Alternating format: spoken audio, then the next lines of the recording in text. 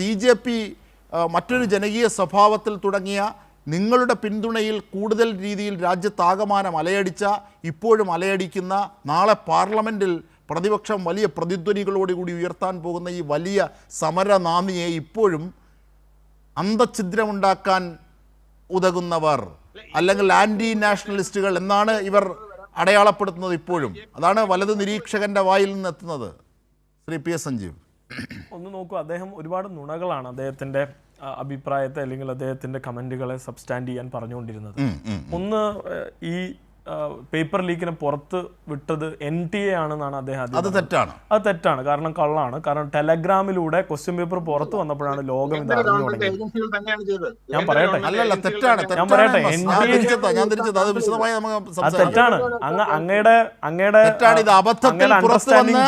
ഇത് ഇങ്ങനെ ഒരു വിവാദമായില്ലായിരുന്നെങ്കിൽ ഈ NTA ഇത് അറിയില്ല, ഈ രാജ്യത്തെ ജനങ്ങളും അറിയില്ല, ഈ പ്രക്ഷോഭങ്ങളും ഉണ്ടാവില്ല. ഈ പണം കൊടുത്ത് ഈ അഴിമതി പരീക്ഷ നടത്തുന്ന NTA തന്നെ പറയുമോ പേപ്പർ ലീക്ക് ഉണ്ടായി, അതുകൊണ്ട് ഞങ്ങൾ ഇതൊക്കെ കുറെ തവണ ലീക്ക് ചെയ്ത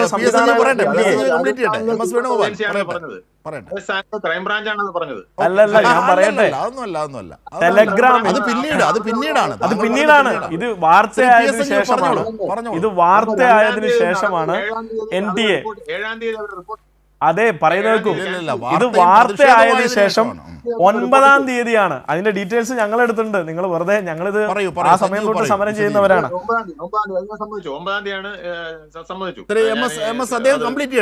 ഞാൻ പറയട്ടെ, മെയ് 12-നാണ് ഈ പരീക്ഷ റദ്ദാക്കപ്പെടുന്നത്. അപ്പൊ അതിനുശേഷം ആ ഘട്ടത്തിലാണ് NTA കുറിപ്പിറക്കുന്നതും മറ്റതൊക്കെ ഉണ്ടാകുന്നത്. ഈ പരീക്ഷ കഴിഞ്ഞ് ക്വസ്റ്റ്യൻ പേപ്പർ ലീക്കായ വാർത്ത വരുന്നത് തൊട്ട് ഈ രാജ്യത്തെമ്പാടും പ്രതിഷേധം ഉണ്ടാകുന്നുണ്ട്. നീറ്റ് റദ്ദാക്കപ്പെടുന്നത് അതിൻ്റെ തുടർച്ചയിലാണ്. ഈ ചോദ്യ പേപ്പർ ലീക്കായതിൻ്റെ ഒരു ഘട്ടത്തിലാണ്. അതിൻ്റെ പ്രതിഷേധങ്ങളൊക്കെ തുടങ്ങിക്കഴിഞ്ഞതിന് ശേഷമാണ് ഈ റദ്ദാക്കൽ പ്രക്രിയയിലേക്ക് വരുന്നത്. അപ്പോൾ അങ്ങയുടെ അതിലെ അണ്ടർസ്റ്റാൻഡിങ് തെറ്റാണ്. ഈ സമരം ഞങ്ങൾ മുന്നോട്ട് കൊണ്ടുപോകുമെന്ന് പറഞ്ഞതിൻ്റെ പ്രധാന കാരണം ഈ നീറ്റ് പരീക്ഷ ആദ്യമായല്ല റദ്ദ് ചെയ്യപ്പെടുന്നത്, അതോടൊപ്പം തന്നെ അതിൻ്റെ ചോദ്യപേപ്പർ ലീക്ക് ചെയ്യപ്പെടുന്നത് ആ ഘട്ടത്തിലല്ല. ഇതിനു മുമ്പും സമാനമായ പ്രശ്നം ഉണ്ടായിട്ടുണ്ട്. ഇതിൻ്റെ ഫ്രിസ്കിംഗ് പ്രശ്നങ്ങൾ ഉണ്ടായിട്ടുണ്ട്. 110 തവണ രാജ്യത്ത് കഴിഞ്ഞ ഘട്ടത്തിൽ ധർമ്മേന്ദ്ര പ്രധാൻ തന്നെ ഈ സർക്കാർ തന്നെ ഭരിച്ചുകൊണ്ടിരിക്കുമ്പോൾ പേപ്പർ ലീക്കുകൾ ഉണ്ടായിട്ടുണ്ട്. അതോടൊപ്പം CBSE പരീക്ഷ നല്ല നിലയിൽ ഇത്തവണ നടന്നിട്ടില്ല. OSM-ലൂടെ വന്നിട്ടുള്ള പ്രശ്നം, ഒരു കരിനിയലിൽ വന്നിട്ടുള്ള കരിമ്പട്ടികയിൽ ഉൾപ്പെടുത്തിയിട്ടുള്ള ഒരു കമ്പനിക്കാണ് നിങ്ങളുടെ സർക്കാർ പരീക്ഷാ മൂല്യനിർണ്ണയം നടത്താനുള്ള അധികാരം കൊടുത്തത്. കോമ്പാക്ട് എന്ന് പറയുന്ന ഹൈദരാബാദ് ബേസ്ഡ് കമ്പനിക്ക് 388 കോടി രൂപയാണ് ടെൻഡർ. പക്ഷേ അതേ കമ്പനിയെ കണ്ണൂർ യൂണിവേഴ്സിറ്റി, കേരളത്തിലെ ഒരു സർവകലാശാല ബ്ലാക്ക് ലിസ്റ്റ് ചെയ്തതാണ്. അത് തിരിച്ചറിയാൻ രാജ്യത്തെ CBSE കഴിഞ്ഞില്ല. അപ്പോൾ എന്താ പ്രശ്നം? ഈ സിസ്റ്റം പൂർണ്ണമായി തകർന്നിരിക്കുന്നു എന്ന് തന്നെയാണ് കഴിഞ്ഞ ദിവസങ്ങളിൽ ഇതേ ചർച്ചയ്ക്ക് വന്നിരുന്ന ABVPയുടെ അങ്ങ് പിന്തുണക്കുന്ന രാഷ്ട്രീയ പാർട്ടിയുടെ അതേ RSSന്റെ രാഷ്ട്രീയ സംഘത്തിൻ്റെ വിദ്യാർത്ഥി സംഘടനാ നേതാവ് ഇവിടെ വന്ന് പറഞ്ഞത് അതായിരുന്നു. അപ്പോൾ നമ്മൾ മനസ്സിലാക്കേണ്ടത് എന്താ? ഈ രാജ്യത്തിൻ്റെ വിദ്യാഭ്യാസ പ്രക്രിയയെ പതിയെ ഇല്ലാതാക്കിക്കൊണ്ടിരിക്കുകയാണ്. അടുത്ത ഘട്ടത്തിൽ രാജ്യത്ത് അവതരിപ്പിക്കാൻ വേണ്ടി തീരുമാനിച്ചിരുന്ന VBSA ബിൽ, വികസിത് ഭാരത് ശിക്ഷ അഭിയാൻ, എന്തായിരുന്നു ആ ബില്ലിൻ്റെ അടിസ്ഥാനം? ഈ രാജ്യത്തെ UGC തൊട്ട് ഈ പറയുന്ന NTA ഉൾപ്പെടെയുള്ള എല്ലാ സംവിധാനങ്ങളെയും ഒറ്റ കുടക്കീഴിൽ കൊണ്ടുവരാനുള്ള ഒരു സംവിധാനം. ഈ രാജ്യം തന്നെ തകർന്നു പോയനെ, ഈ വിദ്യാഭ്യാസ പ്രക്രിയ തന്നെ ഇല്ലാതായനെ അത് പാസ്സാക്കപ്പെട്ടാൽ. അതിൽ NTA ഈ പറഞ്ഞ നിങ്ങളുടെ NDA ഗവൺമെൻറ്റിൻ്റെ മുന്നണിയിൽപ്പെടുന്ന രാഷ്ട്രീയ പാർട്ടികൾ അതിനെ എതിർത്തപ്പോൾ, തെലുങ്ക് ദേശം പാർട്ടി പോലുള്ള പാർട്ടികൾ അതിനെ അതിനെ എതിർത്തതിൻ്റെ പശ്ചാത്തലത്തിലാണ് ആ നിലയിലേക്ക് കാര്യങ്ങൾ വീണ്ടും ചർച്ച ചെയ്യാമെന്ന അവസ്ഥയിലേക്ക് വന്നത്. അതിനെതിരെ സമരം ഉണ്ടാകും എന്ന് തന്നെയാണ് ഞങ്ങൾ പറയുന്നത്. ഈ നീറ്റുമായി ബന്ധപ്പെട്ട് അതിനെ വീണ്ടും ഡീസെൻട്രലൈസ് ചെയ്യണം എന്നതിനെ സംബന്ധിച്ച് സമരം ഉണ്ടാകും. അതോടൊപ്പം തൊഴിൽ നിയമം ഈ രാജ്യത്ത് സുപ്രധാനമായി വന്നു കൊണ്ടിരിക്കുന്ന ഒരു വിഷയമാണ്. അതിനെ സംബന്ധിച്ച് സമരം ഉണ്ടാവും. കർഷക തൊഴിലാളികൾ അതുമായി ബന്ധപ്പെട്ട് സമരത്തിലേക്ക് വരുന്ന ഘട്ടം ഉണ്ടാവും. സമരം അവർ നേരിടുകയാണ്. പ്രത്യേകിച്ച് നിങ്ങൾ അമേരിക്കയ്ക്ക് ഈ രാജ്യത്തിൻ്റെ മുഴുവൻ അവകാശങ്ങളും എഴുതി കൊടുക്കാൻ വേണ്ടി തീരുമാനിച്ചിരിക്കുന്ന ഘട്ടത്തിലേക്ക് കാര്യങ്ങൾ മാറുമ്പോൾ ആ ഘട്ടത്തിൽ ജനങ്ങൾ സമരത്തിലേക്ക് ഇറങ്ങുന്നുണ്ട്. അങ്ങനെ രാജ്യത്തെമ്പാടുമുള്ള മുഴുവൻ ജനവിഭാഗവും സമരത്തിലേക്ക് ഇറങ്ങേണ്ട അവസ്ഥ വരികയാണ്. വൻതോതിലുള്ള തൊഴിലില്ലായ്മ അങ്ങേക്ക് അറിയില്ലേ? അങ്ങയുടെ വീട്ടിലുണ്ടാവില്ലേ കുട്ടികൾ? എത്ര പേർക്ക് രാജ്യത്ത് സെൻട്രൽ ഗവൺമെൻറ്റിൽ നിന്ന് ജോലി കയറാൻ പറ്റും? എന്താണ് റെയിൽവേ റിക്രൂട്ട്മെൻറ്റ് ബോർഡിൻ്റെ അവസ്ഥ? എന്താണ് പൊതുമേഖലാ സ്ഥാപനങ്ങളുടെ അവസ്ഥ? ഇതൊക്കെയും നമുക്കറിയുന്ന കാര്യമല്ലേ? അതോടൊപ്പം ഈ രാജ്യത്തിലെ വിശ്വാസികൾ, നിങ്ങൾ വോട്ട് നേടാൻ വേണ്ടി ഈ രാജ്യത്തെ മതവിശ്വാസികളെ ഉപയോഗിക്കുന്ന വിധത്തിലുള്ള വർഗീയവാദം വിറ്റുതുലച്ചും അത് വിറ്റ് ഈ രാജ്യത്തുണ്ടാക്കുന്ന വോട്ട് ബാങ്കുകൾ, ആ വോട്ട് ബാങ്കുകൾ സൃഷ്ടിക്കുന്ന രാമക്ഷേത്രം ഉൾപ്പെടെയുള്ള പ്രതീകങ്ങളിൽ നിന്ന് കട്ട പണവുമായി ബന്ധപ്പെട്ട് ജനങ്ങൾക്കുള്ള ആശങ്ക, വിശ്വാസികൾക്കുള്ള ആശങ്ക, അവർ നേതൃത്വം കൊടുക്കുന്ന സമരം. ഈ പറഞ്ഞ ഋഷിവര്യന്മാരൊക്കെ നാളെ തെരുവിൽ ഇറങ്ങില്ലെന്ന് ആര് കണ്ടു? കാരണം എന്താ? രാജ്യത്തെ ഏറ്റവും വലിയ വിശ്വാസത്തിൻ്റെ പ്രതീകമായി നിങ്ങൾ ഉയർത്തിക്കൊണ്ടുവന്ന, സംഘപരിവാർ ഉയർത്തിക്കൊണ്ടുവന്ന രാമക്ഷേത്രത്തിൽ നിന്ന് പണം അപഹരിക്കപ്പെട്ടിരിക്കുന്നു, അതിൻ്റെ സ്വത്തുവകകൾ ഇല്ലാതായിരിക്കുന്നു. അങ്ങനെ എല്ലാ വിഭാഗം മനുഷ്യരും അജിറ്റേറ്റഡ് ആണ്. അപ്പോൾ സ്വാഭാവികമായും സമരമുണ്ടാകും.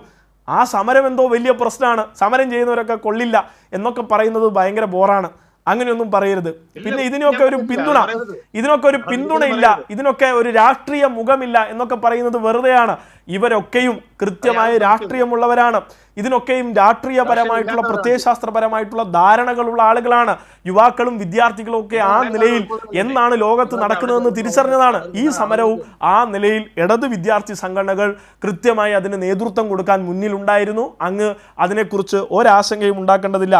അതോടൊപ്പം ഇവിടെ പറഞ്ഞിട്ടുള്ള പല കാര്യങ്ങളുണ്ട്. ഈ രാജ്യത്തെ മീഡിയാസ്, ആ മീഡിയാസിൻ്റെ ഇപ്പോൾ അർണബ് ഗോസ്വാമിമാർ കേരളത്തിലുമുണ്ട്. ഏഷ്യാനെറ്റിലെ വിനു വി ജോണിനെ പോലെ, മനോരമയിലെ പത്രമാധ്യമ ആളുകളെ പോലെ വിനു വി ജോൺ MA ബേബിയെ വിളിച്ചത് എട്ടുകാലി മമ്മൂഞ്ഞ് എന്നാണ്. എന്തർത്ഥത്തിലാണ് വിളിച്ചിട്ടുണ്ടാകുക? അദ്ദേഹത്തെ പോലുള്ള ഒരു അദ്ദേഹത്തെ ഇന്ന് ഞാൻ നേരിട്ട് വിളിച്ചു, എന്നിട്ട് അതിലെ അഭിപ്രായ വ്യത്യാസം നേരിട്ട് അറിയിച്ചു. തോന്നിവാസം പറയുന്നതിലൊക്കെ ഒരു അതിരില്ലേ?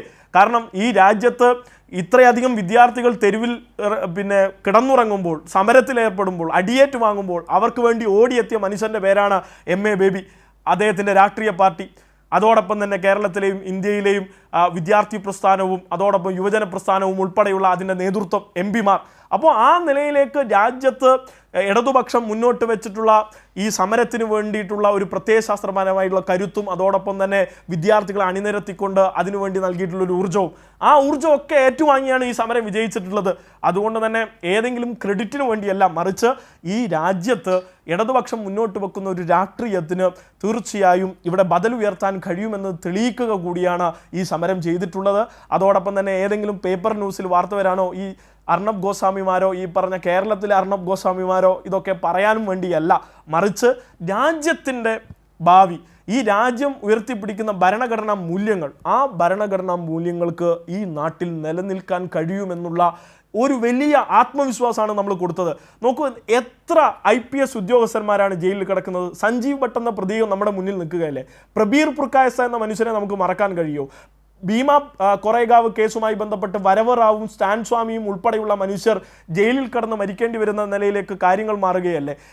സ്റ്റാൻ സ്വാമിക്ക് സംഭവിക്കുന്നത് എന്താണെന്ന് നമ്മൾ കണ്ടതല്ലേ. ഒരു വിദ്യാർത്ഥിയെ ഒരു സമരം നടത്തിയതിൻ്റെ പേരിൽ ഇപ്പോഴും UAPA ചാർത്തി ജയിലിൽ കിടത്തിയിരിക്കുകയല്ലേ.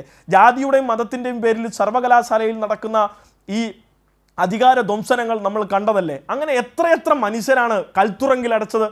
അമിത്ഷായ്ക്കും മോദിക്കുമെതിരെ തെളിവ് കൊടുത്തതിൻ്റെ പേരിലാണ് സഞ്ജീവ് ഭട്ട് ഇന്നും കിടക്കുന്നത്.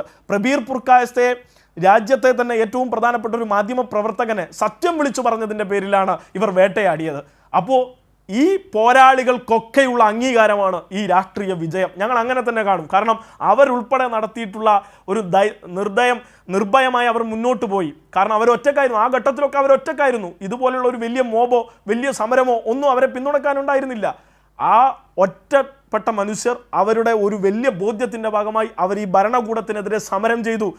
ഒറ്റയ്ക്ക് നിന്നും സമരം ചെയ്തു. ചിലർ ജീവൻ വെടിഞ്ഞു, രക്തസാക്ഷികളായി.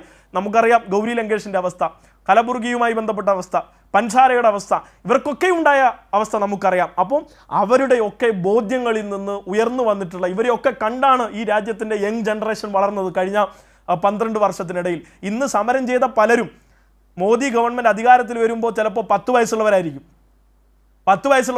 ആ ഒരു 12 വർഷങ്ങൾക്കിപ്പുറം സമരത്തിലേക്ക് എത്തിയത് ഇതൊക്കെയും കണ്ടാണ്. അപ്പോൾ വലത് നിരീക്ഷണം മനസ്സിലാക്കേണ്ടത്, നിങ്ങൾ ഈ കാണിച്ച തോന്നിവാസങ്ങളും പേടിപ്പെടുത്തലും ഒന്നും ഈ തലമുറയെ പേടിപ്പിച്ചിട്ടില്ല. ഞങ്ങൾ പേടിച്ചിട്ടുണ്ടായിരുന്നെങ്കിൽ സ്വാഭാവികമായിട്ട് സമരത്തിന് വരുമായിരുന്നോ? അതിൻ്റെ അർത്ഥം എന്താണ്? നിങ്ങൾ ഈ കാണിച്ച ഓട്ടോക്രാറ്റിക്കായ ഈ നിയോ ഫാസിസ്റ്റിക് ആയിട്ടുള്ള നിങ്ങളുടെ പ്രവണതകളൊന്നും ഈ തലമുറയെ പേടിപ്പിച്ചിട്ടില്ല. അതുകൊണ്ട് തന്നെ ഇത്തരം വാക്കുകൾ ഇപ്പോൾ കഴിഞ്ഞൊരു ചർച്ചയിൽ പറയുന്നത് കേട്ടു, പലരും RSSകാർ ഇപ്പോൾ പറഞ്ഞുകൊണ്ടിരിക്കുന്ന SIR നടപ്പിലാക്കിയത്, രാജ്യത്ത് പല നിയമങ്ങളും കൊണ്ടുവന്നത് ഒക്കെയും രാജ്യദ്രോഹികളെ ചോദ്യം ചെയ്യാൻ. ആരാണ് രാജ്യദ്രോഹികൾ? ഞാൻ ചോദിക്കുന്നത്, ആരാണ് രാജ്യദ്രോഹികൾ? 2 കോടി മനുഷ്യരെ ഉത്തർപ്രദേശിൻ്റെ ഈ പറഞ്ഞ ഇലക്ടോറൽ ലിസ്റ്റിൽ നിന്ന് പട്ടികയിൽ നിന്ന് പുറത്താക്കി. ആ 2 കോടി മനുഷ്യരാണോ നിങ്ങൾ പറഞ്ഞ രാജ്യദ്രോഹികൾ? കേരളത്തിലും ബംഗാളിലും കോടിക്കണക്കിന് മനുഷ്യരെ ഈ തെരഞ്ഞെടുപ്പിൽ നിങ്ങൾ SIR വഴി പുറത്താക്കി. അവരാണോ രാജ്യദ്രോഹികൾ? ഈ പറഞ്ഞ ഇന്ത്യ കണ്ട തന്നെ ഏറ്റവും പ്രൊമിനൻ്റ് ആയിട്ടുള്ള രാജഗോപാൽ എന്ന മാധ്യമ പ്രവർത്തകരാണോ നിങ്ങൾ പറഞ്ഞ ഈ പറഞ്ഞ ദേശദ്രോഹി? ഈ കുട്ടികളാണോ? അഭിജിത് ദീപ്കയാണോ? SFIയുടെ അഖിലേന്ത്യാ ഭാരവാഹികളാണോ? ഇവരാണോ രാജ്യദ്രോഹികൾ? ആരാണെന്ന് രാജ്യദ്രോഹികൾ നിങ്ങളൊന്ന് പറയൂ. അപ്പോൾ നിങ്ങളുടെ ഈ രാജ്യദ്രോഹികളുടെ ഈ എലമെൻറ്റുകളൊക്കെയും ഇനി നിങ്ങളോട് ഉത്തരം പറയാൻ പോകുന്നില്ല. ഞങ്ങൾ സ്വാതന്ത്ര്യ സമരത്തിൽ പങ്കെടുത്തവരാണ്, ഞങ്ങൾ സമരം ചെയ്തവരാണ്, നിങ്ങളോട് പറയാനൊന്നും പോകുന്നില്ല. കാരണം നിങ്ങളോട് ഉത്തരം പറയേണ്ട ഒരു ഉത്തരവാദിത്വവും ഞങ്ങൾക്കില്ല. കാരണം രാജ്യദ്രോഹികളുടെ മേലങ്കി ചാർത്താനുള്ള ഒരു അർഹതയും സംഘപരിവാറിനില്ല. ഈ രാജ്യദ്രോഹവും രാജ്യസ്നേഹവും പഠിപ്പിക്കാൻ ഇനി വന്നാൽ പോയി പണിയോക്ക് എന്ന് ഉത്തരം പറയുക എന്നല്ലാതെ നിങ്ങൾക്ക് എക്സ്പ്ലെയിൻ ചെയ്യുന്ന പരിപാടി ഞങ്ങൾ ഇന്നത്തോടെ അവസാനിപ്പിച്ചിരിക്കുന്നു, ഈ സമരത്തോടെ അവസാനിപ്പിച്ചിരിക്കുന്നു എന്നാണ് ഞങ്ങൾ തിരിച്ചറിഞ്ഞത്. നിങ്ങൾക്ക് നല്ല ഉത്തരം ഒരു പെൺകുട്ടി ബാനറിൽ എഴുതി ഉയർത്തിപ്പിടിച്ചിരുന്നു. അത് ഞാൻ ഇവിടെ പറയുന്നില്ല. അത് ഇപ്പോൾ ഇവിടെ പറയാൻ പറ്റാത്തതുകൊണ്ടാണ്. പിന്നെ സ്വാഭാവികമായിട്ടും നിങ്ങൾക്ക് കേട്ടുകൊണ്ടേയിരിക്കേണ്ടി വരും.